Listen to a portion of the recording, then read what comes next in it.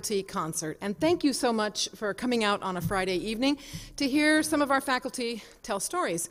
My name is Liz Warren. I'm the director of the Storytelling Institute, and I'm going to be your MC this evening. If you haven't already done so, would you put your phone on mute? I put my phone on mute. It rang in the middle of a student's story in class the other day, which is not ideal, as you can imagine, and a little embarrassing. So I've already muted mine. If you need to use the restrooms during the concert, you can walk out and up back into the lobby that way, or you can actually sneak around backstage to where the restrooms are in the back there. Before I introduce our first storyteller, I want to make sure that you noticed that our jazz festival is coming up on February 23rd, featuring a fantastic, well, I can't remember what, Jerome, are you here? What does he play? I can't remember. Trumpet. He plays the trumpet. What should we know about Johnny Britt, Jerome? Johnny Britt is a recording artist. He's done a fabulous work, and he's like Miles Davis, and so he comes and tells us all about that. But mostly, he's an excellent performer, and I'm telling you, you won't be able to sit in the seat because he has everybody up singing and dancing, having a great time. And this is his, what, 4th or 5th year coming to us? Fourth year coming to us. So please come and hear Johnny Britt. He comes into classes, students adore him, and his performances are, as Jerome has mentioned, kind of legendary.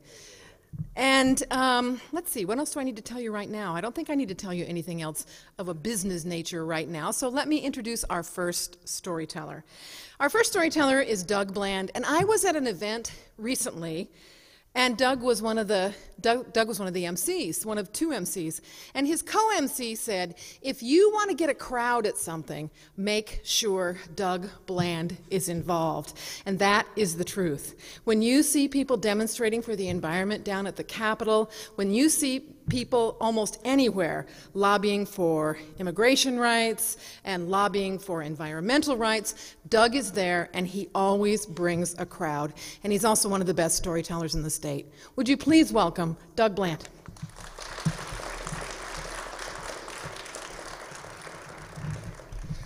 So sometimes the crowd is quantity, and sometimes it's quality.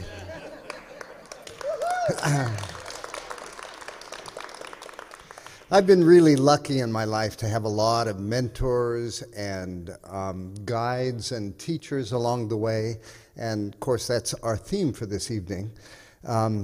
And the fact is that a lot of those mentors and teachers are sitting here. I don't know what it is about storytellers and, you know, creativity and imagination and kindness and generosity, whether the qualities come first and the storytelling comes second, or the storytelling develops those qualities in people. But some of these folks are my best mentors. And then there's Travis May. Dr. Travis May. Renaissance man Travis May. New faculty member, full-time at Storytelling Institute. So he embodies not just the quality of the storyteller, imagination, creativity, but he's also a geek, a techie. And so that puts him somehow above mentor. What would you call it? Demigod? Yeah. But the mentor I want to tell you about tonight is actually someone that goes by the name of Ivan. And Ivan is my white lab mix dog. Ivan came to us 14, 15 years ago, maybe not quite that long. He wasn't a little bitty puppy. He was a puppy, though, filled with all kinds of energy. And my daughter brought Ivan to us. And brought the dog and some chickens, and then she moved and left the dog and the chickens behind for us. But it was one of the great gifts. As we miss her, we enjoyed the chickens for a little bit, and now we're continuing to enjoy Ivan. When Ivan was young, one of the things that he loved to do most was to go for a run. So early, early, early in the morning, when it was still dark and the alarm has not gone off, and I'm deep in REM sleep in dreamland, Ivan comes into the room, into that narrow space between the wall and the bed, and he goes, bed wall, bed wall, bed wall, bed wall, bed wall, with his tail, not just with his tail, with his whole body. And I'm trying to ignore it. And finally, Amy nudges me and says, you may as well get up. This is an alarm that has no snooze button. So bleary-eyed, I get up, I put on my running shoes and my shorts, and it's all I can do to get the harness on Ivan, because he's like this squirming bag of hyperactive squirrels going all different directions. And I finally get the harness on and the leash and put it on my belt, and we take off out of the house. And I'm dragging, you know, still very, very tired, but Ivan is four-wheel drive, 90 miles an hour, straight ahead, and it takes about a mile for me watching him to see the joie de vivre, the enthusiasm of this animal, just so happy to be alive and to be out and to be running, and it's contagious. So I start running and picking up the pace, and I am so glad to be alive and so glad to be running with Ivan. So we get to the back side of Tempe Town Lake. It's still dark, and I'm ready to go. And Ivan stops, and he just sniffs. And I say, come on, Ivan, let's go. But he just sniffs. Come on, Ivan. He turns and looks at me, and I think he says, rabbit. And I look, and there are a dozen cottontail rabbits on the grass there that I would have just run right on by if it wasn't for Ivan. I said, that's great, Ivan, let's go. But he just sniffs. In a little bit, his body tenses and his ears go up, and I think I hear him say, coyote. What? Coyote.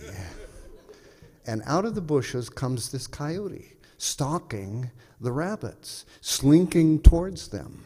And then he looks at us, and we look at him, and the coyote does kind of a double take and then heads on down into the Salt River. And I say, way to go, Ivan, you saved those rabbits' lives. Let's go. But he just sniffs. And I think he says, sunrise. And I look above the Tempe Town Bridge, just beginning to crest above the bridge is the sunrise. And the colors, purple and blue and orange and yellow, reflected in the State Farm glass building and the Tempe Lake, are just absolutely gorgeous. And so I just stop and I sniff. And the air is so sweet.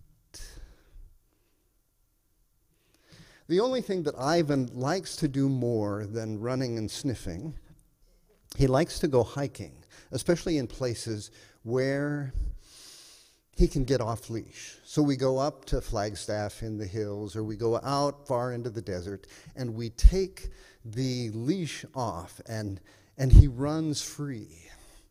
And you can see his whole body saying, free at last, thank God Almighty I'm free at last. And he just glows. It is magic.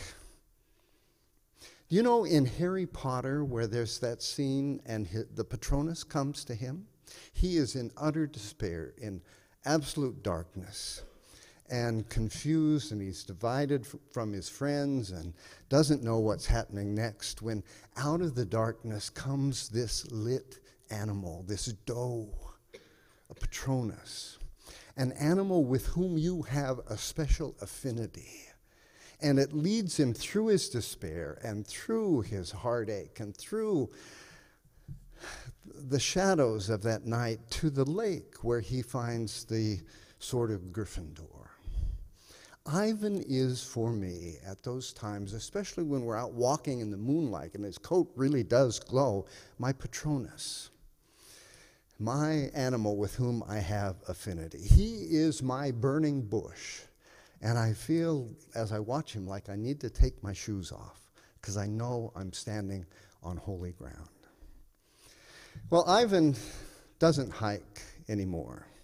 He's too old for that. Mostly, he, after dinner at night, comes into the living room and puts his chin on my knee and wants to be petted. So he lays down beside the couch, and I pet him. It's for Ivan. I pet him, and the fur just flies. He sheds like crazy. We like to wear black, and everything we have is covered with Ivan. I pet him, and I would estimate that I've saved probably $5,000 in high blood pressure medicine, $20,000 in psychotherapy fees from the years of just petting Ivan. What a gift he is. Well, New Year's Eve, Olivia, my daughter, and her partner, Zelly, were staying with us for the holiday. And Amy got up to let Ivan out. We don't have a dog door. We just have to have this sixth sense that Ivan wants to go out. And so Amy, since she hears better than I do, heard Ivan and let Ivan out, and then crawled back into bed and went to sleep, waiting for Ivan, you know, the sound of claws on the tile, and he didn't come back, and she fell asleep, and then she woke up and realized he wasn't there. So she went out looking in the side yards, in the backyard, in the front yard, in the road, in front of our house. Couldn't find Ivan. Came in the house and looked all over the house. Finally went out to the backyard again, and under this bush, there was Ivan collapsed under this bush.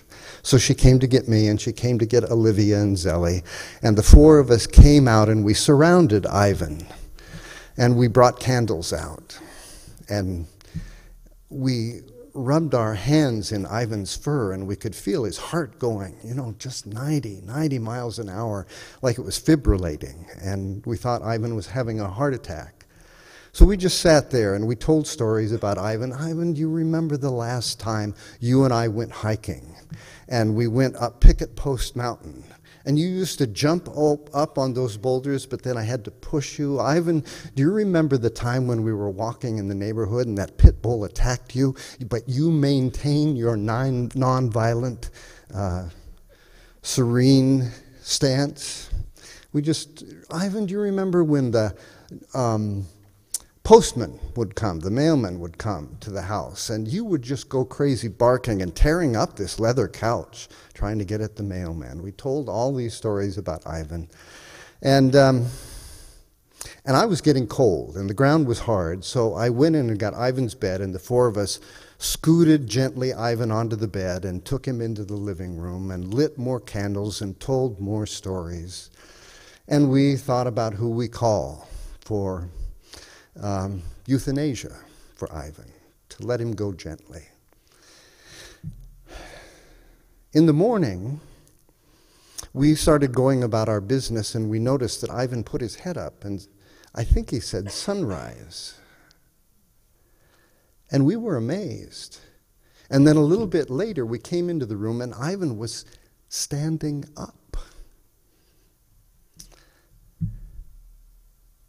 And then he, a little bit later, bumped into the refrigerator. You know, he's blind now. He's got cataracts, and he's deaf now.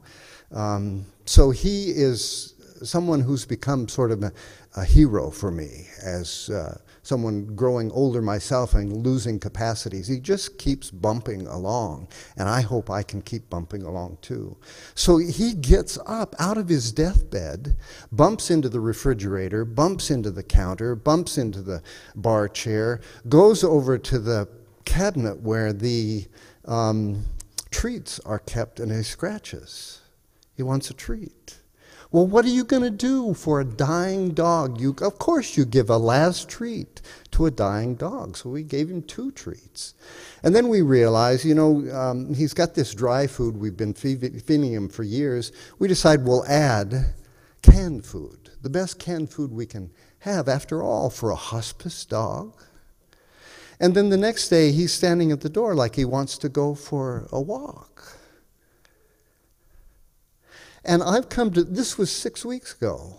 I've come to the conclusion that all of this was a wily ploy so Ivan could get more privileges.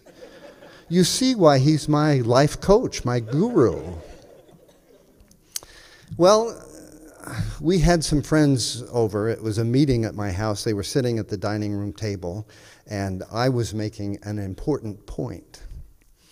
And Ivan was bumping through the house, and the people at the table were listening to him bump, and then they listened to him go up to the cabinet with the treats, and he starts scratching. And I talk louder, and he scratches louder. And pretty soon I realized that the people at the dining table are not listening to one word that I'm saying, because they're listening to Ivan, and they're wondering what I'm going to do. And finally I say, I refuse to be trained by my dog. And everybody laughed because they know clearly I'm already trained by my dog.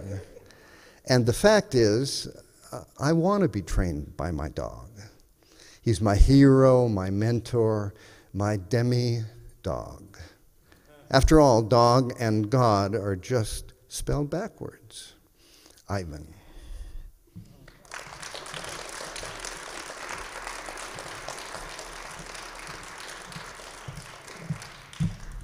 Thank you, Doug. Let's have a big long live Ivan, everybody. Long live Ivan!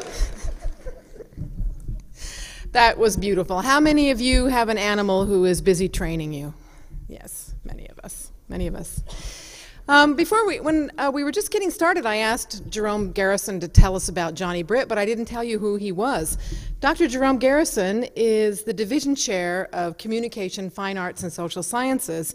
So he is the person who is responsible for the Storytelling Institute and has done so much to help keep the Storytelling Institute afloat and thriving over the years. Would you give Jerome Garrison a big round of applause?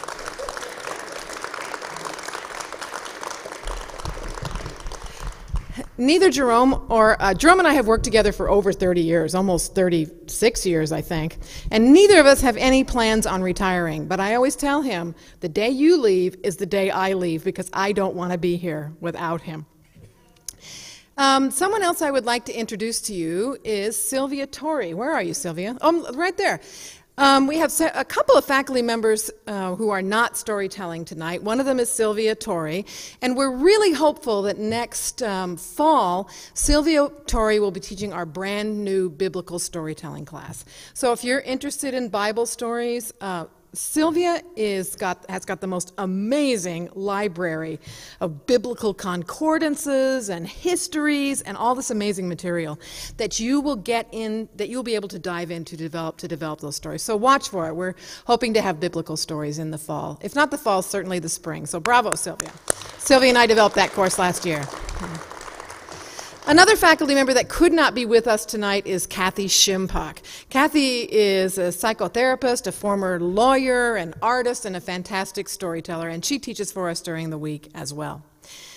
The Storytelling Institute at South Mountain Community College is really the only institute of its kind in the country. And as far as I know, we have the only full-time faculty members working as storytellers in the nation, and we're pretty proud of that. And I was one of the founders of the Storytelling Institute, and when my colleague Lynn Ann Wojciechowicz retired, we of course had an opportunity to hire someone to fill that position, that second position. And I always tell people that it was the luckiest day, not only of my life, but of the Storytelling Institute's life, that the person that we hired was Marilyn Torres. Please welcome her up. Okay. I'm just going to move this to the side. Hi, how are you?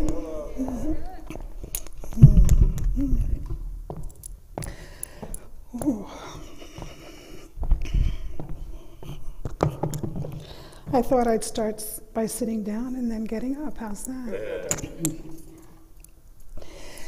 Isla del Caribe, Isla del Caribe, Borinquen, preciosa te llaman las olas del Caribe el mar. Preciosa te llaman los cantos de la marinera. Preciosa te encuentra la madre de la España sagrada. Preciosa, preciosa, preciosa, perla del mar.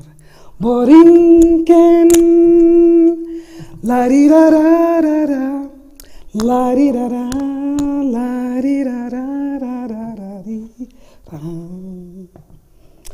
It was in the summer of 1969, and I had just celebrated my 10th birthday.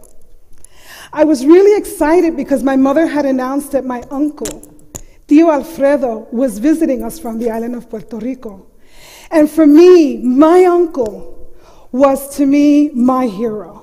You see, my uncle was a principal in a school in Puerto Rico, and he would come to visit the United States to visit family and to do research and all other kinds of things. But when my uncle walked through the door, to me, it was like watching love at first sight. Because my uncle, Tío Alfredo, he was tall. And when he walked in, he had that Spanish, chiseled feature, like a gallant man. He was proud and he was noble. And he had the most beautiful, beautiful blue aqua Caribbean blue sea eyes. And I would look at him, and I would turn a gaze to him, and he'd look at me and bend over, and I would run right into his arms. And he would hold me, and he would hug me, and he would say to me, "Ay, mi nina linda, mi negrita." And to me, I knew I was his favorite niece of all my brothers and sisters and cousins. Tío Alfredo, he was for me my first teacher, my first mentor, and my first guide. He had an agenda when he came this time that summer. He had a vision of what he wanted. I had just graduated from the 6th grade. And he told my mother, "Tu ves esa, ella bien inteligente." He would say, "You see her? She's really smart. Tu ves esa tiene una mente bien grande. This one, she has a really big head. Y tú esa va a ser algo en mañana. She's going to be someone in tomorrow." And I would hear these things, and my chest would puff up because it was my uncle, and I was his favorite. Well, he spent several weeks with us, and then about a week before it was time for him to go. It was a hot summer day, and we lived in the tenements in New York City, these 4-story buildings that had sort of fire escapes. And our fire escapes for us were our back outside porches, because we would sit on the fire escape in the summer because my mom didn't let us go out and play in the streets. And we would see these huge fire hydrants that would be opened up with water gushing out and kids playing all in the streets and sliding down. That was our version of going, so to speak, or to a pool. And so I'm sitting on the porch, on the fire escape there, metal things, watching the kids and laughing. The window to the kitchen is open. It's sort of on the side because tenements had kind of backdrop areas and long kind of yards in the bottom. And I'm looking at the kids, but I feel the breeze coming. And I could smell the coffee, the café con leche, and the bread that my mother was cooking. And I didn't want to listen, but kids are kids. So I overhear my uncle saying to my mother, "Me la quiero llevar para Puerto Rico. I want to take her with me to Puerto Rico. Ella es muy inteligente y las escuelas aquí no la van a ayudar a ella. She's too smart, and the schools here are really not going to help her." And I can't quite hear what my mother's saying, but I hear quickly, "Marilyn, Marilyn," she's calling me, "Marilyn, Marilyn." So I immediately get excited, and I climb through the window, practically falling on the floor on my bed in the room, and run into the kitchen. And when I go into the kitchen, I could see my uncle with a twinkle in his eye, and I'm smiling. And I could see my mother. She's kind of happy, but not so happy. And she looks at me and she says, ¿Quieres vivir en Puerto Rico? Do you want to live in Puerto Rico? I look and I go, sí, yeah. ¿Quieres ir a la escuela en Puerto Rico? Do you want to go to school in Puerto Rico? Sí. And I jump into my uncle's arms. Because for me, he was saving my life. He was taking me out of the cities of New York. And he was giving me a chance, out of my brother and sister, to be raised and to go to school in Puerto Rico. Now imagine this. What kid would not want as a backdrop a Caribbean island, right, with palm trees and coconuts and music, where after school ended every weekend you were fishing and eating and playing in sand beaches? Who wouldn't want that?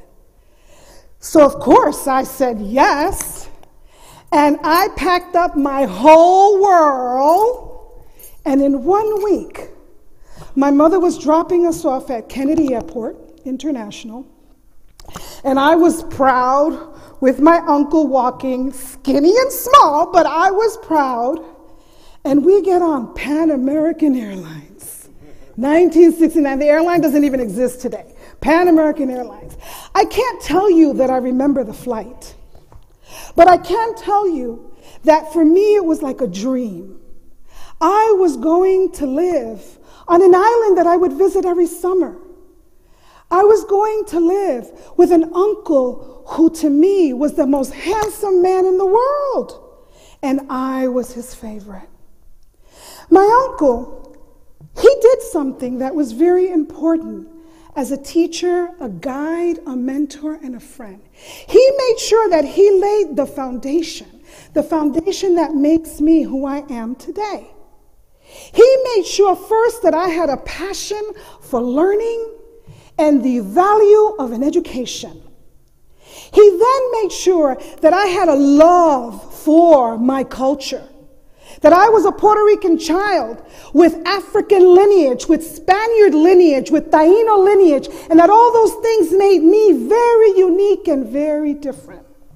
And then he made sure that I respected the power and value of my language, my first language, my Spanish language. He wanted to make sure that I was not only bilingual, but biliterate, culturally educated, so that when I would grow up, I would be proud to be a Puerto Rican child, a Puerto Rican woman who was a U.S. citizen in this country. You see, for my uncle, I was the hope. I was the only niece born in the United States. And even though U.S. citizenship is given automatically to Puerto Ricans on the island, it was really different to have been fully, really born on the state side of the mainland of the United States. And so my uncle had an agenda. And so that first passion, yes, that passion for learning meant that he knew I would work hard. And the school systems in Puerto Rico were so different. You see, we had a really nice setup.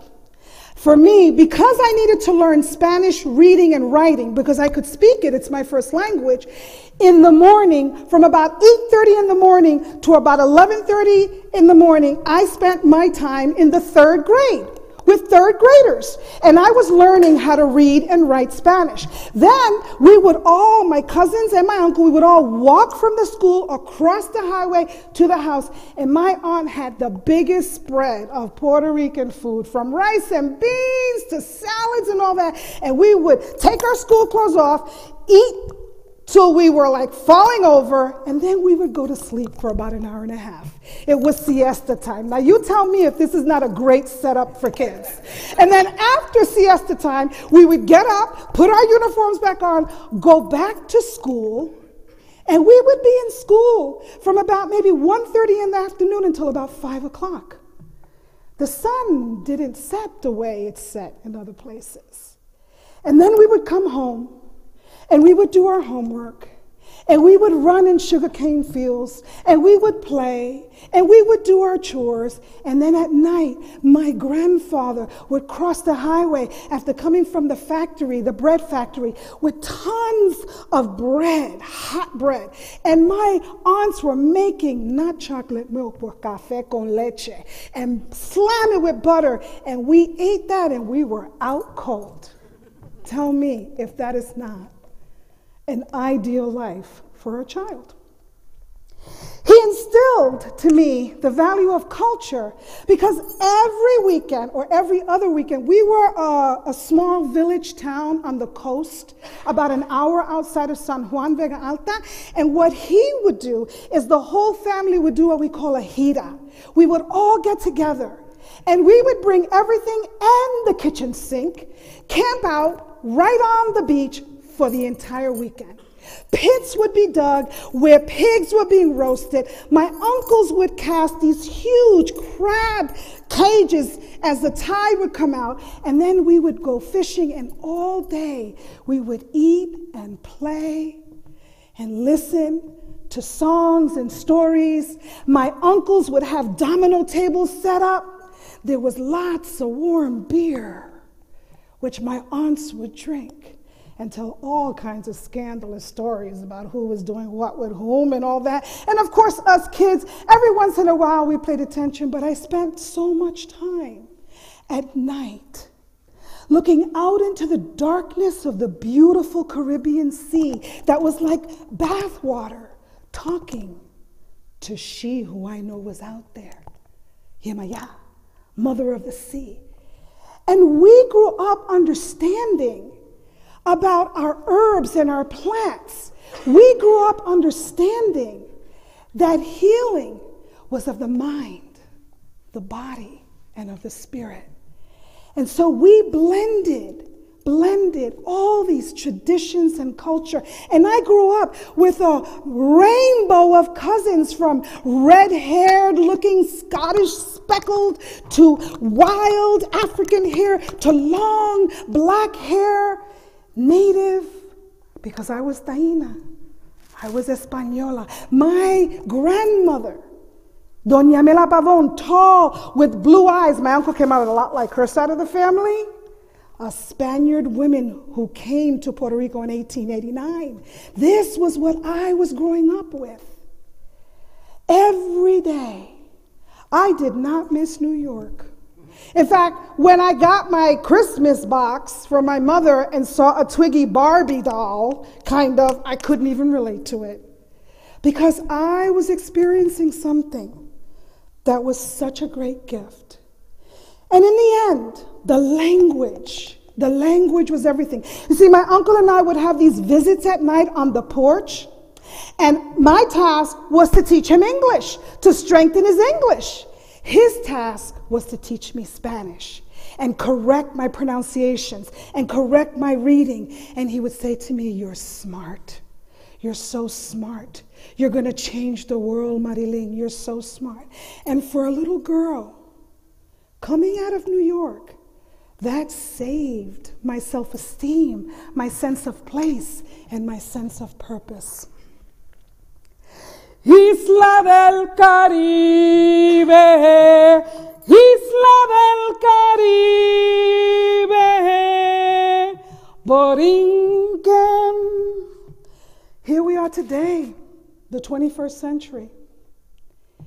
And this fall, what we experienced as a Puerto Rican community is beyond what anybody can comprehend. We are 3 million citizens on the island, countless living here on the mainland. And 2 hurricanes decimated all those places that I had childhood memories of. Forests completely wiped out. And all we could do on the mainland was sit and weep and worry. Complete blackout of the communication system. It took hours, and hours moved to days, and days moved to weeks, and weeks now are months. Without fully knowing what was happening on the island. I must tell you, I feel fortunate because I had a cousin who was one of the last planes that came off the island before all the hurricanes hit. He said, I gotta go, Daddy, I gotta go. My uncle, Theo, who's now in his 90s, and his wife, who's in her late 90s, I gotta go because if I'm on the other side, I can help. And because he was a trucker, he was given permission to come back into the island. And when he came back into the island, he literally had to take a boat to my uncle's house because half the house was underwater. It was devastating. We didn't know what was going to happen. But then eventually we got the news, the full news of their status. It came on New Year's Eve, believe it or not. As my uncle wept, and my aunt wept, and my nephew wept to tell me the conditions. But my family was fortunate because we were helping, and my cousin was helping. You see, my uncle, I wonder what he's thinking now in his 90s. Where's the hope? Where was the vision? Where do we stand as U.S. citizens? You see, he cannot leave the island of Borinquen. And he wouldn't want to anyway. But I'm here, and I'm saying to you that I will now tell all the stories of this beautiful island of 3 million citizens who are Americans and countless that are here. I will tell the stories. I will honor my uncle. I will honor Isla del Caribe, Isla del Caribe, Borinquen. Yo soy puertorriqueña, yo soy africana, yo soy española, yo soy taína, y soy ciudadana de los Estados Unidos. I am an American citizen. Thank you.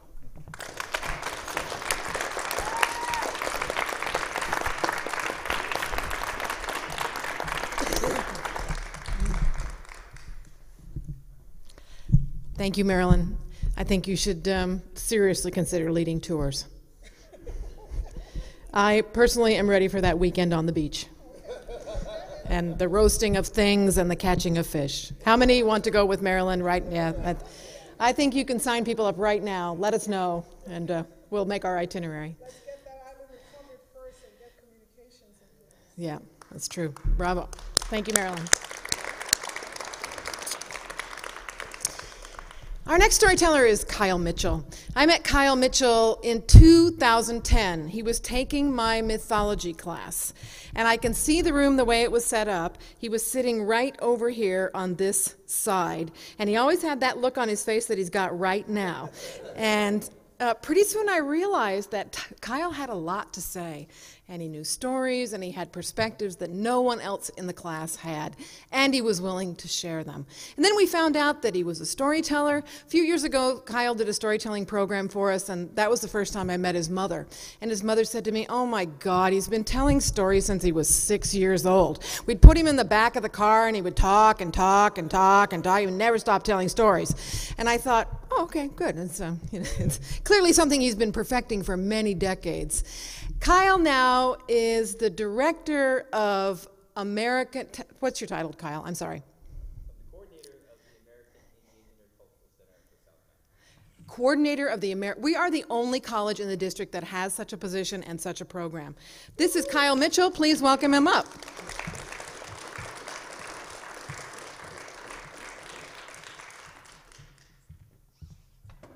All right. Hello, everybody. Hi. So, okay. Sorry, my throat started itching there, so I kept on trying to clear it while Marilyn was talking. So, once again, my name is Kyle Mitchell. So, yate she Kyle Mitchell yinche toward cheat ni nishle na kai basachin ke ani dashiche na kai dashinele. Shima sana Eileen Mitchell will ya shiche Jim Mitchell will ya. So, hello everybody. So my story has to do with two of the most influential people in my life. So I'm going to highlight one tonight, and maybe down the road I'll highlight the other. So a story about my grandfather. So in our culture, we call our grandfather our Chase. So your Che is your maternal grandfather. So my Che is my hero, my mentor, my guide. So I grew up on the reservation. Many of you have heard me tell before, 30 miles north of the town, Take It Easy, Winslow, Arizona. So I grew up there, and I was about 8 years old. I remember I was 8 years old, and on the weekends when I would visit my mom in Winslow, I would see the highlights of Bill Nye the Science Guy, right? So some of you guys can relate to that. That's when science was cool. So during that time, when I would go back to my grandparents' house during the week to go to school at the boarding school, my Che had this long rifle, this .22, and he taught me how to shoot when I was only 8 years old. So it was old school, so I had to unscrew the top, and it would come out like this, right, and get those little .22 long shells and drop them in slowly, and they go down the tube like soup, soup, soup. And then I'd close the top, and then go chamber the round, and he would tell me how to shoot. So he said, okay, stand up this way, tuck your elbow in, just cradle it here, don't grip it tight, and just relax and let it go. It was a .22, so, it just barely went here or there. So a few years later, I think it was everywhere I drove with my grandparents, they were always listening to the radio. So listening to the AM radio, 660 KTNN. So that's like world famous up on Navajo. And so once in a while, when they would be talking too much and I kind of didn't want to listen to it because I sat in the middle, I would just hit the dial to FM. And then during this time, I always remember the Elton John song, Candle in the Wind. Throughout this time, it just was always playing nonstop. And I could sing it, but I would butcher it severely for you guys right now. So I remember it was probably in the springtime when my Che would drive. Basically, he would haul water from the chapter house, and he would haul water all over Navajo because we didn't have running water. No water, no electricity growing up. So he would haul water to the individuals that need it for either their cattle or their home use. And it was this huge, big old Ford truck, and it had this giant water tank, probably the size of this stand right here. Just enormous, right? And one day, he told me to go with him. So I went with him. And I learned how to drive when I was 8 years old, right? Just automatic, of course. And I didn't know how to drive standard. So my Che was driving the driver's seat of this big water truck, and I was on the passenger side. He was like, all right, you're going to learn how to drive standard today. I was like, oh, okay, all right. So he tells me, get over there, and he says, put your foot on the clutch. I'm like, which one's that? He's like, the extra pedal on the end. So, okay, so I push it in all the way, and I'm holding it there. My little leg is shaking because I'm tippy-toeing, holding it. He's like, okay, now turn the ignition. So I turn it, and all of a sudden it's like, wah, wah, wah, wah, wah, wah, right? And the truck kind of moves. It has a lot of torque to it. So I'm holding it. He's like, okay, put it in first gear. And I said, how do I tell? He says, look on the top. So look on the top, and I'm holding it. And he said, look, super long shifter, and I'm holding it. And I slam it into first. He's like, okay, now let the clutch out. And I do it. It's like, wah, wah, wah, wah. And it just stops, right? And then the water sways the truck back and forth. And he looks over at me, and he says, okay, try it again. I said, okay. So I go, and I put my tippy toes on, I push it all the way down, I go, throw the ignition in, throw it in again, it starts up, and I throw it in the first. Now this time, ease it out. So, okay, so ease it out, and there's a He's like, now put some gas to it. So, okay, so I did like the rookie mistake, right, to where you drop it, do this, and then it starts spinning the wheels in the back. Wah, wah, wah, wah, wah. And I'm like, oh, and he's just laughing. He says, okay, now just stop it. Push the brake on. So I put the brake on. That's pop, right, and goes back and dies. So this continues for a good, a lifetime for a kid, realistically, about maybe 20 minutes. And so finally, he tells me to drive. He says, okay, so we're going to these people's house over there. So he drives on the highway, and he tells me, okay, you're going to drive on the road. So I was like, okay. So he said, put in the first. I put in the first. Things are okay. It's not shaking so bad. He's like, now put in the second. What? Second? Okay. So I push the shifter back in, right? Put the clutch in. I pull it back, and he's like, okay, let it out a little faster. So I let it out, boom, and we're picking up. We're up to 20 miles an hour, people. This is big stuff, right? This is big stuff. So we're 20 miles an hour, we're going. So then finally we get there, and he tells me, okay, push the clutch in, push the brake, and we come to a stop. And he tells me, he's like, I'm going to get out. He's like, just go ahead and put it in neutral and put the emergency brake on. So I was like, okay, yeah, super excited. And then I push the clutch in, and then I look at the shifter. I'm like, 1, 2, 3, 4, 5. R is reverse. where's in for neutral? I'm like, where is this? And he's like, put it in neutral. Hurry up, turn it off. And I said, oh, where is neutral? He's like, it's in the middle. It's in the middle. And I'm like, there's in missing on here. I don't know where that is. So I threw it into reverse, and then I hear, knock it off, just turn it off. So I turn it off, and he comes over, and he says, this is neutral. He says, neutral goes sideways, right? It doesn't do anything. That's neutral. I was like, okay, so I didn't see it on there. And he says, all right, well, that was my mistake. I forgot to tell you. So it was a lot of stories like these, right? I grew up with my Che, and he taught me a lot of things. One thing he taught me when I was about 6 years old was how to chop wood. And we had this old rinky-dink wheelbarrow, and it was used for everything. So we used to make concrete in it, dump it for the foundation, used to haul wood, all these different things. So it came time to chop wood. So my Che was just amazing, right? He was the one hitter quitter. Boom, bam, perfectly right in the middle. And he's like, okay, your turn. He says, hold it. I was like, okay, all right, little scrawny kid. And I go, swing it back, and I throw it down. And again, I make the rookie mistake, right? Hit right in the handle. And bing! Okay. He says, no, okay, do it again. So I do it again. And finally he tells me, back up a little bit, watch where you're aiming. You know, don't throw your back and do it so much. Just use the momentum. Go at it. So, okay. So I got pretty confident. I started chopping wood. But then I started missing and started hitting the axe handles. And he's like, okay, that's enough. He's like, you know, until you get better, I don't want to keep on buying axe handles. So, okay, all right. So with stories like these that I have of my Che, and I remember I was 18 years old. And I had to decide what to do in life. I decided, what am I going to do? What kind of man do I want to be? Do I want to go to school? Do I want to do this? So on and so forth. And I decided to join the Army. So I joined the Army, and I pretty much, my grandfather was a veteran. And he was an infantryman, he was a paratrooper, and he served in the Korean War. But he never talked about anything.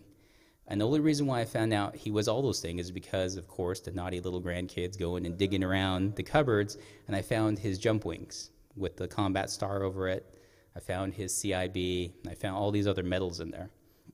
And I would ask him about it. He says, yeah, you know, that's what I did. Yeah, okay, kind of nonchalantly push it off. So anyways, when I went to the Army, I decided I knew for sure I wanted to be airborne because my Che was airborne. I said, okay, boom. So I went airborne. And after that, they're like, you're good to go, man. So I went higher. I kept on going higher and higher and higher until I hit my Ranger and other schools.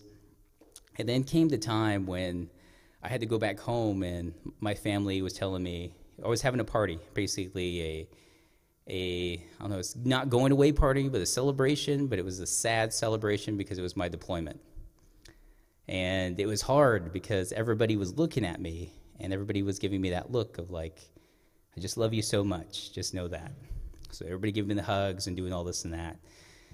And I didn't know what to think because I was high-strung, I was young, I was like, I'm taking on the world, like I'm finally getting to the Super Bowl I've been training my whole life for. That's what it is, right? That's how, as infantry, that's how you see combat. That's the one place you're getting to. That's the time all your training comes together for that moment. And so I really didn't think anything of it, right? So my family's telling me this, telling me that. And after everything dies down and we're cleaning up, and my grandma and chair here, and that morning I'm getting ready to head out, ready to fly back to New York. And when I wake up that morning, it's really early, and I'm getting ready to head out to the airport, and my Che stands up, and he shakes my hand. And he says, this is the last time I'm going to shake your hand as the man you are now. And he says, take care of yourself there. You know what to do. I'll see you when you get back. And that was it. It's all said. No I love yous, no so on and so forth. Then fluff it, right? So I left. I went in that deployment. Then went my next deployment. And I just came back, right? And so I started working, started coming to school, started doing all these things. And then there came a point in my life of where everything that happened, I just pushed it down. I just pushed it down, I pushed it down, right? So those triggers of PTSD. So I pushed it all down, I held it in, and I didn't say anything. And it came to the point of where I was now a husband, I was now a father, and I felt like I didn't have any value to anything. So I talked to my grandparents, and I just told them, said, you know, as I feel like I don't have anything to offer anymore, I shouldn't be here. And Sorry, it's not me getting emotional, it's my throat. As every man says.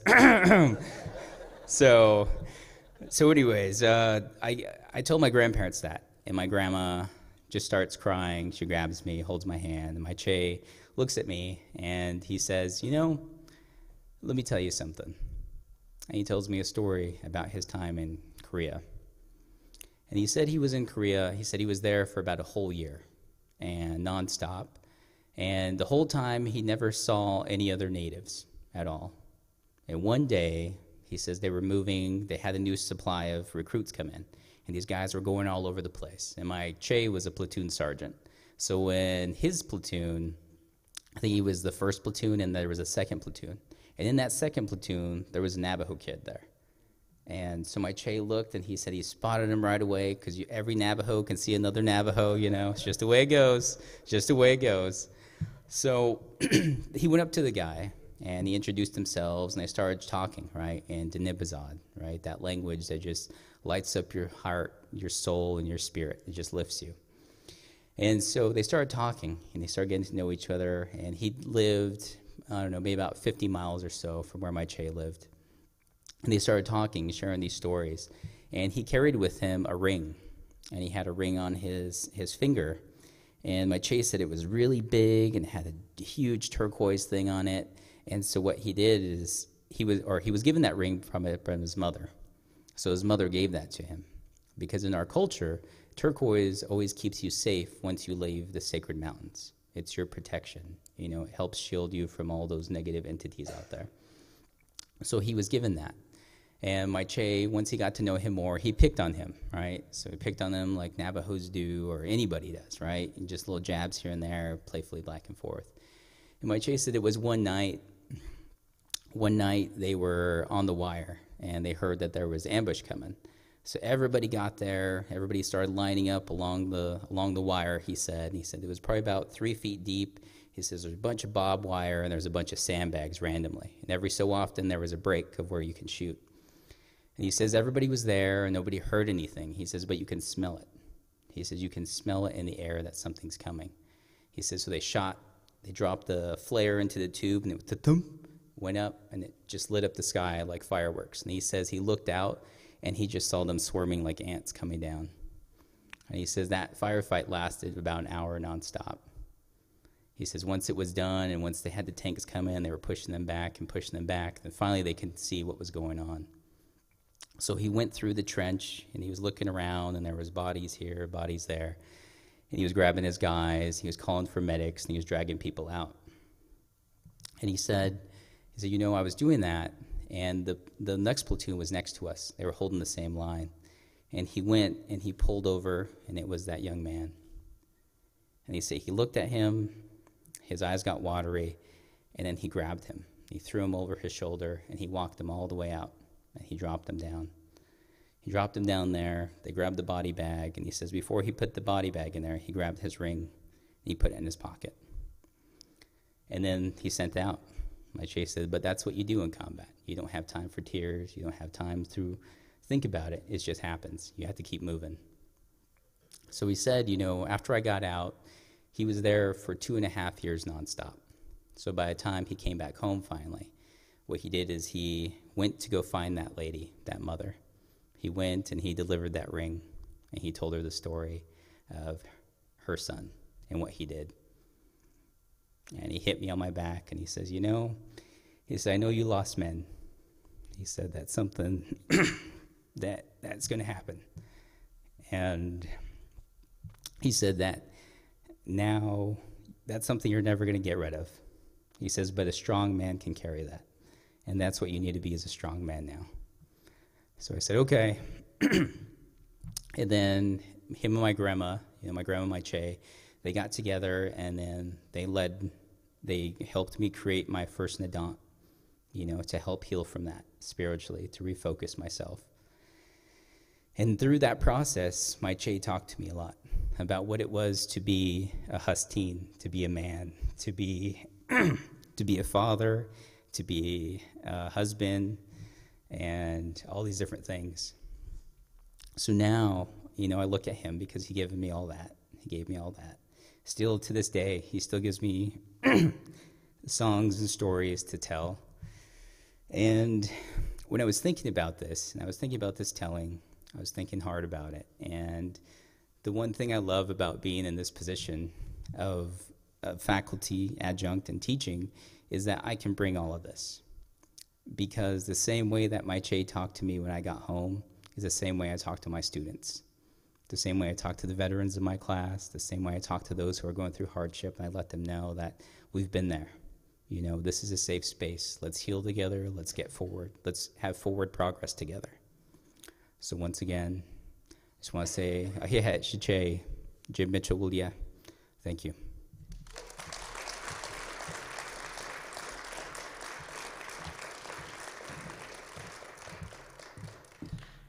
Kyle, I have a bottle of water for you.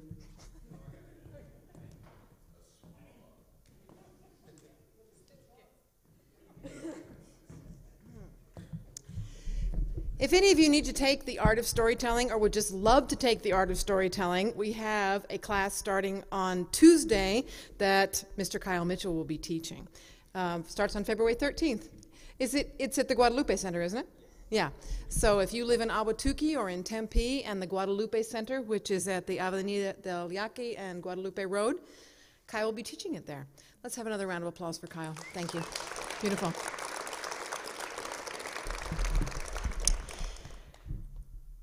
Before I bring up our next faculty storyteller, it's my pleasure to introduce two of our students who will be finishing their academic certificates in storytelling this spring. They're going to tell you a little bit about our Storytelling Guild. Would you please welcome Mario Avent and Chantel Freed.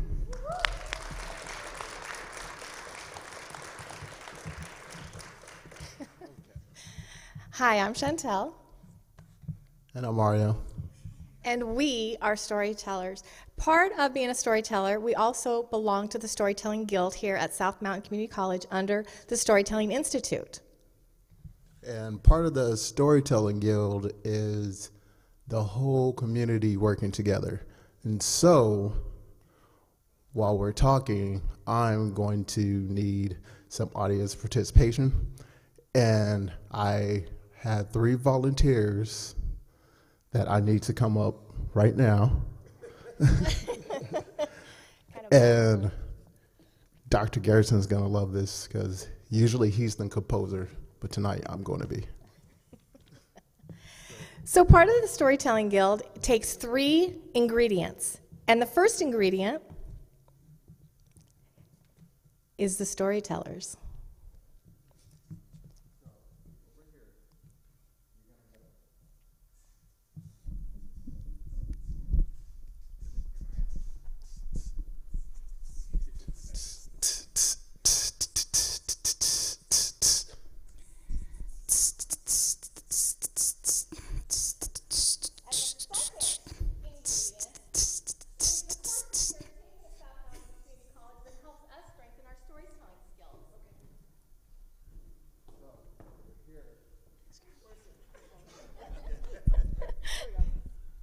Over here, you're gonna go, oh, actually you don't need the microphone. Over here, you're gonna go.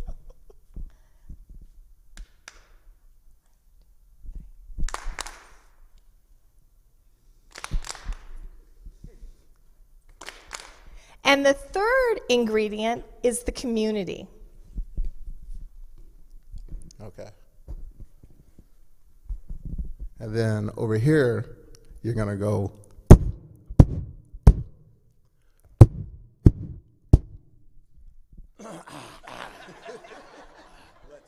I like the better.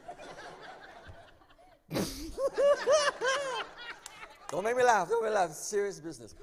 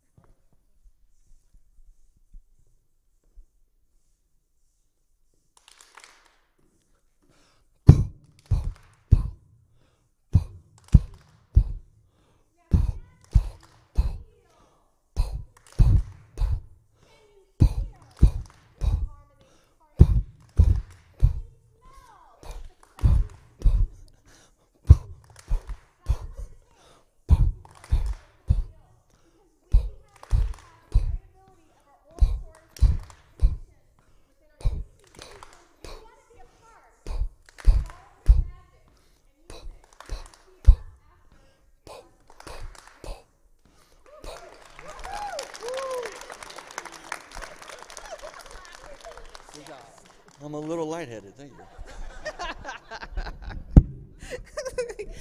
Thank you, Chantel and Mario. Give them another round of applause.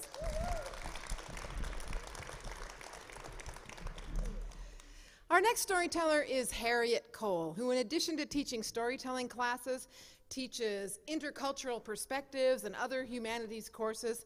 Harriet grew up in New Mexico. She grew up in Los Alamos, New Mexico, in one of the most scientifically focused and isolated, dare I say, places on the planet. And her humor, I think, just reflects all of that. Whenever I hear Harriet tell a story, I feel like I'm hearing something that could only have grown up in the Southwest. Please welcome Harriet Cole.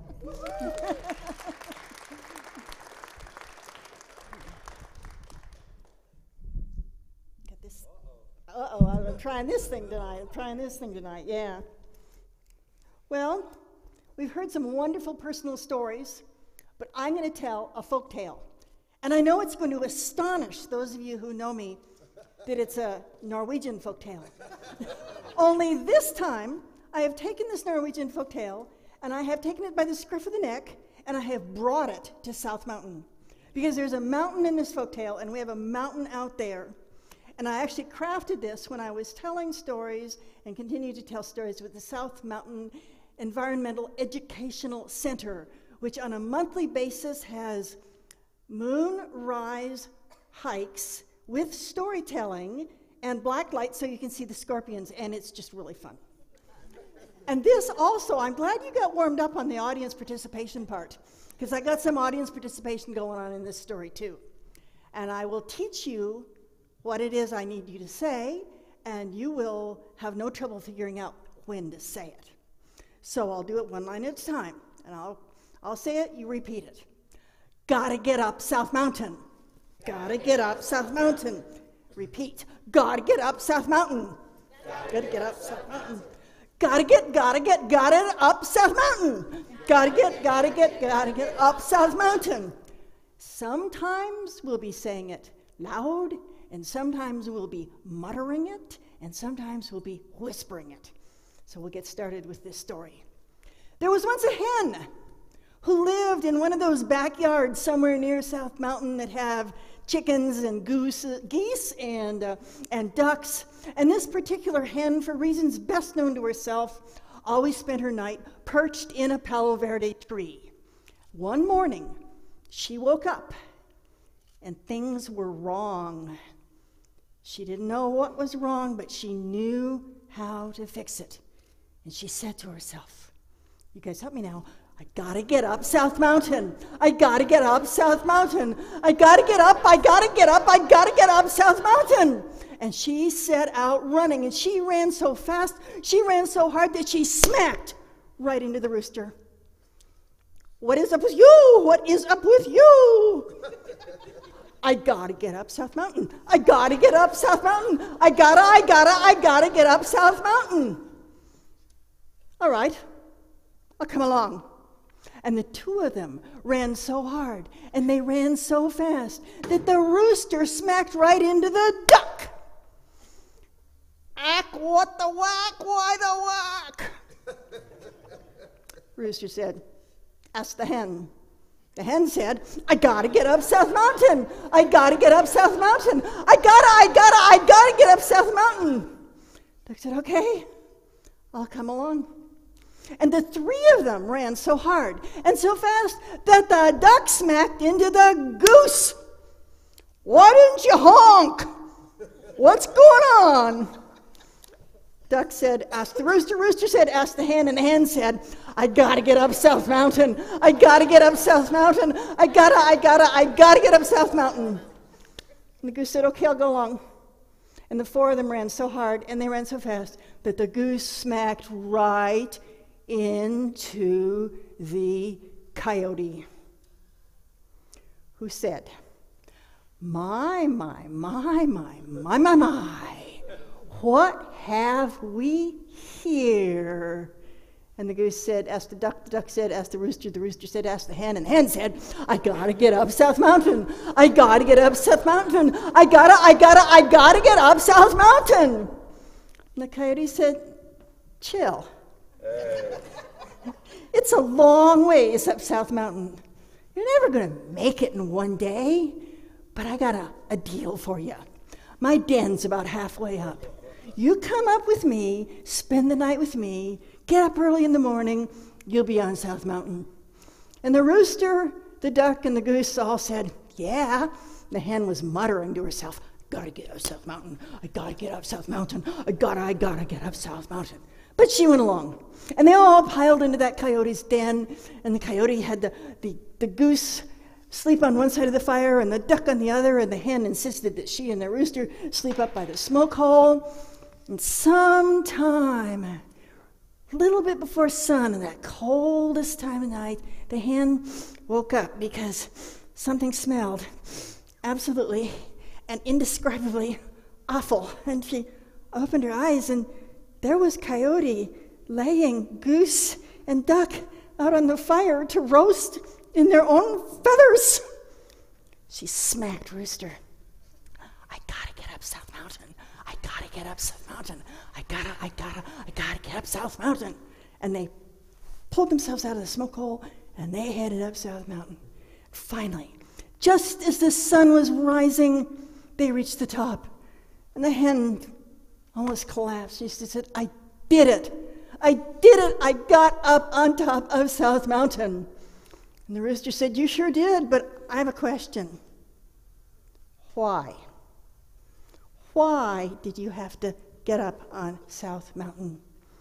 And the hen said, I had a dream.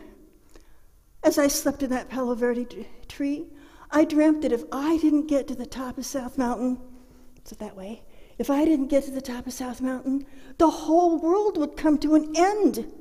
And here I am. Rooster, you and I have saved the world. You know, Hen was right, because we're still here. But we need to remember, Hen, because if things start looking really bad, it's time to do something about it. Dig up some friends and head for where you need to head to do what you need to do. Just watch out for the coyotes on the way.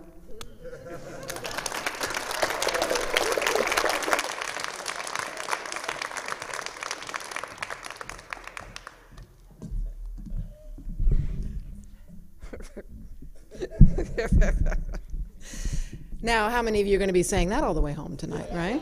And when you get up tomorrow morning, watch it well, or got to get up South Mountain, right? Thank you, Harriet.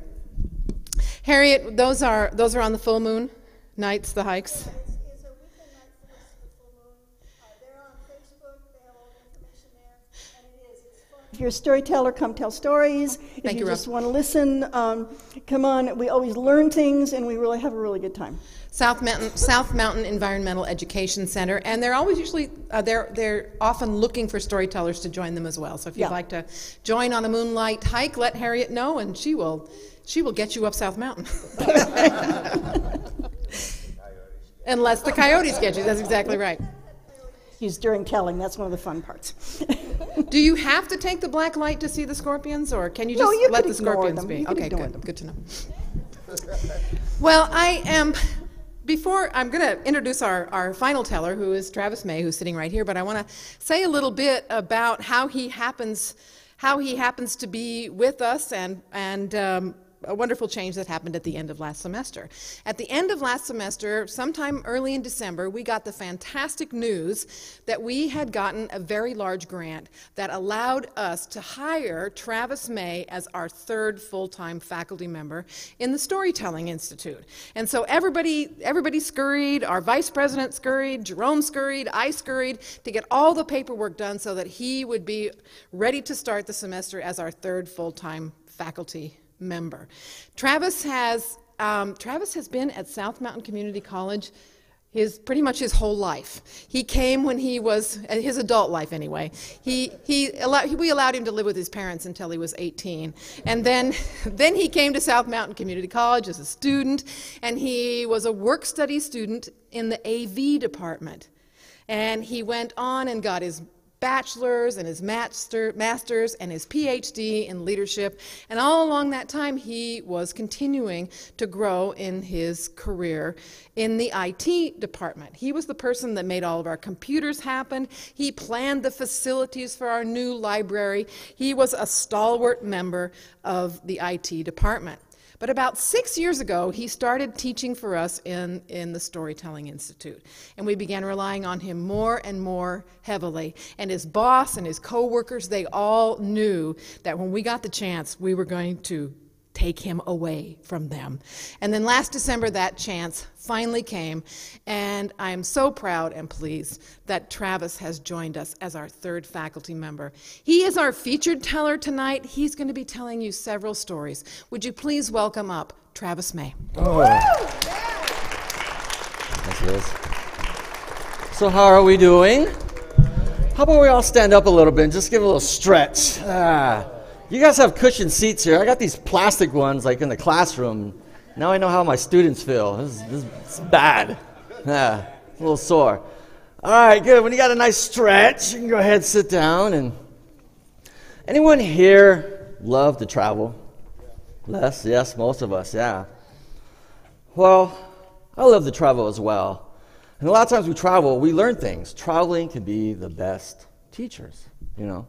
We can also learn a lot of things. And so I was fortunate enough to go to Hong Kong back in 1998, right before it changed over into China's hands. The British still controlled it. So we went over there, kind of did our little tour. I have family that live over there. So my mom, my brother, and I, we went over there to visit my uncle, my aunt, my cousins. And we did a lot of things. We ate at a lot of nice restaurants and toured places, things like that. And that city, Hong Kong, it's a 24-hour city. I mean, it does not sleep. I mean, restaurants open up at midnight. I mean, because I have to cater to that huge population. And one of these nights, we were out just about shopping. You can shop real late, and we were getting really hungry. It was about 11:30, 11:45. We went to this restaurant. And so we got there and sat down and waited for the place to open. And I look up, started kind of laughing. I look at my brother, hey, look. Starts laughing too. You know, I was like, oh. My mom's like, what are you laughing at? What's going on, my aunt? What are you laughing at? I go, look at the name. And it was spelled like this, 2 words. F-U, and then K-I-N-G. We were going to eat at the Fu King restaurant. I was like, oh my goodness, this is so hilarious. I hope this Fu King food is good. You know? Oh my word. You know? Mom was like, oh, that's not funny. I was like, oh, that's hilarious. So the whole night, my brother and I are cracking Food King jokes, right? You know? The food is really good. It was really awesome. I'm going to see if I can last this thing here in my ear. And so I realized, my aunt was like, that's not really funny. I go, well, why? She goes, because the name, the word F-U, right, is in Chinese, it means fortune or good luck, right? I was like, oh, I didn't know that. And then the K-I-N-G, of course, is English for king. So we're eating at the Fortune King restaurant. I was like, oh, that's awesome. I like Fu King better. Yeah, you know? And so you just learn different things. And I learned right there, wow, okay. I learned something new. Another time, my aunt was like, oh, we got to go to China. We have to take this train and go across and go to China. I said, okay, because we're going to get the best massage ever. Ooh, massage. I'm thinking, massage is great. Thinking about low dim lights, nice music, getting comfortable. Yeah, so we went. Got off the train, went to this building outside. It was horrible looking. It looked like a hospital, you know? And then, of course, inside, it still looked like a hospital. It was all white. Everyone wore lab coats. Couldn't believe it.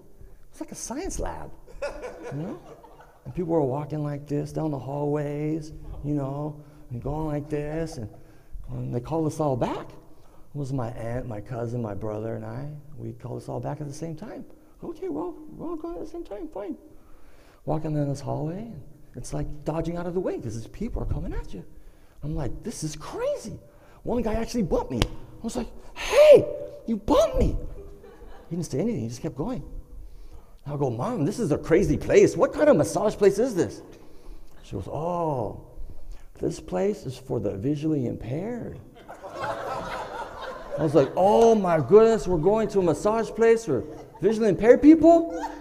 Why are they wearing lab coats? Oh, they're in training. Like, oh man, they're in training. My goodness, this is horrible.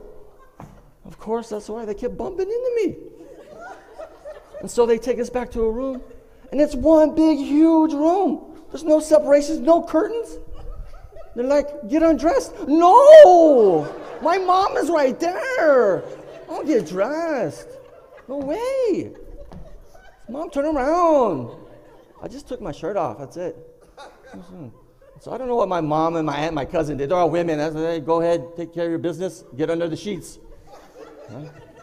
So we got down. We laid on the table. You know, and of course, this guy had a man that was touching me, okay? It's okay.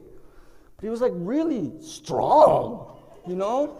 And I didn't even know I had muscles in my back and my legs and my feet. I didn't know they existed. He was like, I thought he was like using his elbow. It was horrendous. Couldn't believe it. And I was there. I'm not joking. I yelped. I was like, ah! Ah! And the guy starts laughing at me. Like, what are you laughing? I'm, Mom, he's laughing. Mom, laughing. And he said something to my mom in Mandarin. My mom speaks Mandarin. He said something. Oh, Mom, what did he say? He says, huh? You sound like a little girl. I'm like, oh, man, this guy's now making fun of me. Torturing me, now making fun of me. This is not fun. Right? Then it got towards the end. It was just like an hour of like not pleasure, okay? This is horrible. And at the end, he said something to my mom. I was like, okay. I was like, what's going on? What's going on? And he comes and I hear clanking glass. Clink, clink, clink, clink, clink, clink. It's like a tray is rolling out, right? I'm like, oh man, I look. Ew. What is that? It's like these cups, right? These glass cups. And they said they're gonna put them on your back. But they light them with fire. They put some like oil or something, they light them with fire and they suction cup and it's for treatment. I go, why? I'm already suffering. He goes, no, it's good for you. It takes out the toxins out of your body. I go, I'm okay with toxins. All right. I'm okay with that. So the guy is real rough. He just pushes his hand on me, takes the club. And I had 3 on each side of my back. 1, 2, 3, 1, 2, 3. Like that. And I could feel it just pulling my back, just suctioning like this crazy leech. I was like, no, this is not fun. No fun. Mom. I look over, everyone's got the same thing, right? It stays on there for like 15 minutes. The guy leaves the room, he takes off. We're stuck there. If you move, you hear the glass. Clink, clink, clink, clink, clink, clink. Clink, clink, clink, clink. Is it coming back? Clink, clink, clink, clink, clink. My mom, don't move, you're gonna break it. Clink, clink, clink, clink, clink. Man, Mom. This guy comes back, takes him off, right? Like, oh man, I'm trying to look. I can't see it.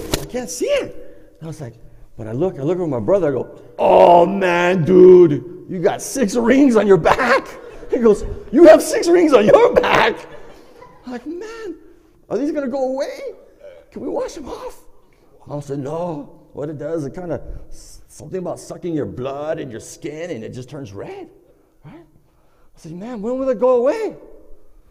I don't know. I was like, no. I swear. I had those rings on my back for 3 months. 3 months. When I came back to the States in the summertime, I couldn't even go swimming. I was embarrassed. I was embarrassed to take a shower. It's ridiculous. 3 months I had those rings. But I learned, you know, and later on I had asked my aunt, I was like, how come they're rough with the massages, you know? She goes, well, in Chinese culture, they're trying to heal you. They're not trying to make you feel comfy and cozy and set the mood.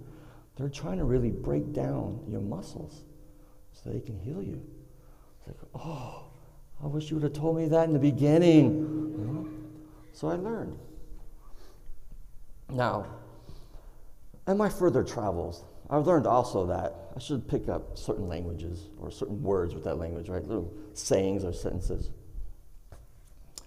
And so here at South Mountain, when I was taking Spanish classes when I was a student, I was able to get in this program called Hands Across the Border. And what it was is that students from here would go to Hermosillo, Mexico, right? And we would stay there with hosts. And we'd kind of get to the culture, try to speak the language and things like that. And a couple of months later, vice versa, they would come up here and I would host them. Right? So this one morning, I was able to go and everything. We got on this charter bus, and it was not a Greyhound by any means. It was a rickety charter bus from South Phoenix, all the way through Nogales, all the way to Hermosillo. It was a long, long day. And when we got there, I met the host. They took us around their campus. I was like, oh, great, it's great. You know, I'm kind of tired. And then the guy who was my host, he said, oh, I'm going to take you out tonight. I said, you are? I said, can I at least put my luggage away or something? No, I'm going to take you out. So he took me out all night. We went to the nightclub and all this stuff. Late at night, I was like, oh my goodness, I was so tired. I was like, I couldn't wait to get home. So finally, late at night, 3 in the morning-ish, right, takes me back to his place. I said, oh, okay, cool. Get to rest.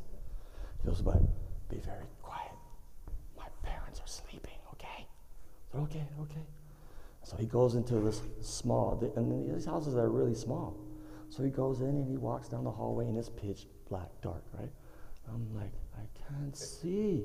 Pulling my luggage, I can't see.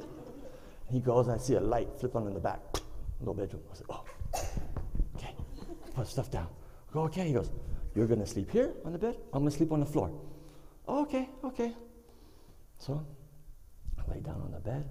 Then all of a sudden I was like, you ever had that feeling where you start to fall asleep? Like, man, I gotta go to the bathroom.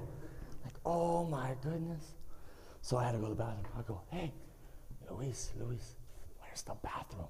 ¿Dónde está el baño? Right? Where's the bathroom?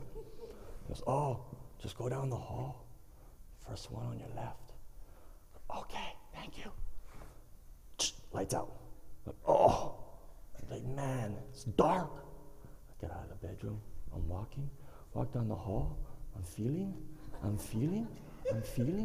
Knob, nice, okay, good. Feeling. I get into the door. I shut the door. Feeling.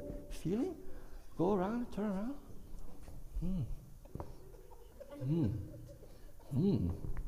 This is a real bathroom. Go like this.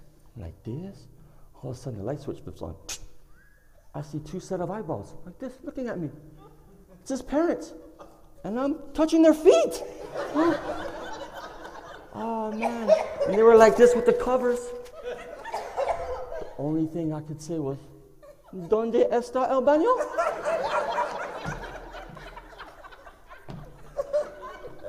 And there was just a hand that went like this. I pointed. So I go to the bathroom. Oh, this is so embarrassing. So I went in there. I took care of my business. I walk out. Gracias. But I learned. I was like, oh my goodness. I'm glad at least I learned. ¿Dónde está el baño? On my travels, right? That saved me that night. Very, very embarrassing. Well, after that and on my other travels, I've got to travel a lot around more. My brother and my 2 best friends that I've known since actually kindergarten, really, a long time. To this day, we're still friends. So back in 2005, we were able to go to Scotland. So we went to Scotland. It was like, because my friend had a timeshare. So we didn't have to pay for a place to stay. But we stayed in the Highlands, right? It was kind of about 20 minutes outside of Fort William, and it was a cabin. It was an awesome place, you know? And then I was in charge of booking the rest, booking the rental car, booking everything else, the plane. And so for you younger folks in here, I booked it through what we called a travel agent, okay? It was a travel agent. So booked it through there, and I had booked this Volvo, right? This diesel Volvo. We're just going cheap. I was just going to go cheap. So when the time came, we flew. We had to go from here to Dallas to England to Scotland. And we got there so late, right? Because we got bumped in flights. And then the airport was so small in Inverness that if you would have blinked, you'd walk right through it, right? And so when we got there was no one in the airport. It's like, oh my goodness, where's everyone? Hello? No one there. And I saw a lady, she was just cleaning and mopping. I said, oh, excuse me, we're here to get our rent-a-car. She was like, well, there's no one here. But she goes, you know what, let me make some calls. So she made some calls, she got the right people, then she came picked us up. The rent-a-car place is about 15 minutes away. It's like, oh, awesome.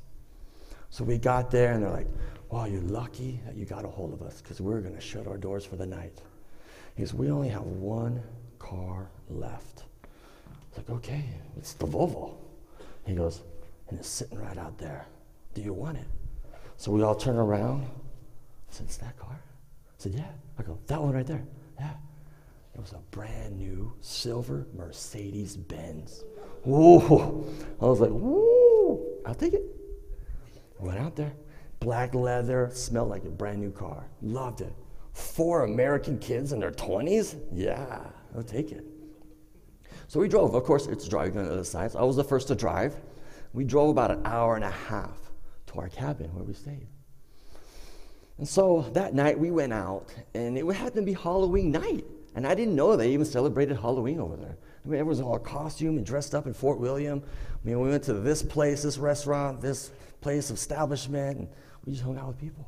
And people got to know us. They're like, oh, you're Americans? Yeah, we're Americans. Wow, you guys are so cool. You're so awesome. We never thought Americans were all stuck up. I was like, really? He goes, yeah, this is the time when George W. Bush was president. You know, and they say, well, we don't like your president. Americans are snobby. You guys are arrogant. But you guys are cool. We're like, oh, yeah, we think so too. So we went out that night, and every other night we'd go out, right? And we started to make a name for ourselves. It was really weird. Like we went to this island, the Isle of Skye, one time. That was an hour and a half drive away. We drove an hour and a half, and we got there and we hung out. We ate there in the afternoon for lunch, and then there was this hostel, which, you know, men and women could stay there. It had a little bar, tavern type thing, a restaurant. And so we hung out there and ate, and we got to know the locals, right? And there again, we met the locals and said, wow, you're Americans? You guys are cool. We thought Americans are arrogant. I was like, wow. So we learned that, man, you kind of represent your country a little bit, right? Like, wow, we're like ambassadors. So we got to know all these people, and we hung out all night till like 4 in the morning. And then we drove back an hour and a half. Whoa, one of the scariest rides in my life, let me tell you. But I tell you what, we made it safe. And we got to the cabin, and we fell asleep. But it wasn't about till like 3 hours later or so. You know, it was about 8-ish, 8:30-ish, that we hear this van outside, kind of our cabin. Whoa, whoa, whoa, whoa, whoa, whoa, whoa, whoa, whoa, whoa, whoa, whoa. I'm like, what is that? It was so loud, it woke us up. My friend Dave, he gets up and goes, hey, there's someone outside. He's outside in the van just looking at our cabin. I'm like, what? This is crazy. So we go up, we open up the curtains, open up the door, and we go, hey, can we help you? He goes, yeah, I needed to meet you guys. I'm like, why? He goes, you were hanging out with my brother in the Isle of Skye, and he said you guys are so cool. I had to meet you. I had to meet you guys. I just had to meet the American boys. I'm like, oh, we have a name now? American boys. It's like, yeah. It's like, oh. And so we went outside. I'm in my pajamas. We're taking pictures.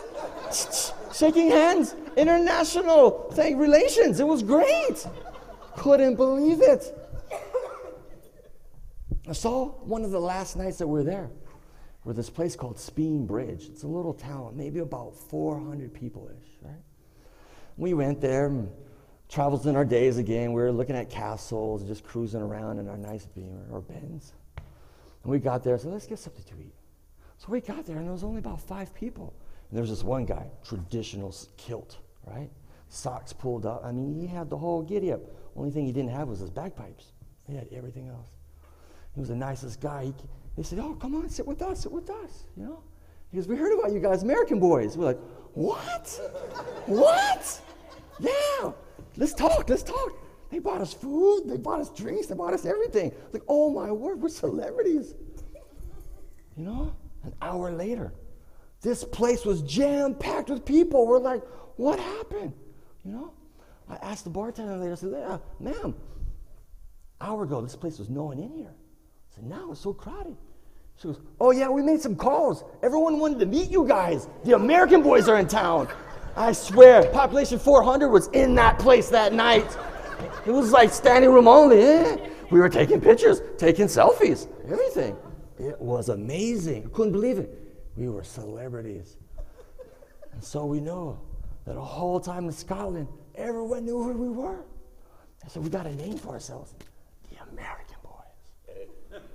And so I learned that on our travels, and anytime you travel, you can always learn about people, customs, and language. And so on your travels, I hope that you are able to sit back and laugh and have fun and take notes of what you have learned, because that's the best teaching experience ever. Thank you.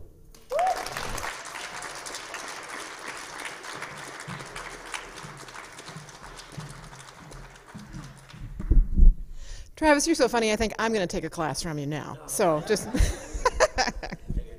take a trip with him, right? If you travel, see, I think now we've got it all set up. Marilyn, you need Travis on your tourism thing. Yeah. Thank you all so much for being here for our faculty concert. Would you give all of our faculty another round of applause, please? Thank you.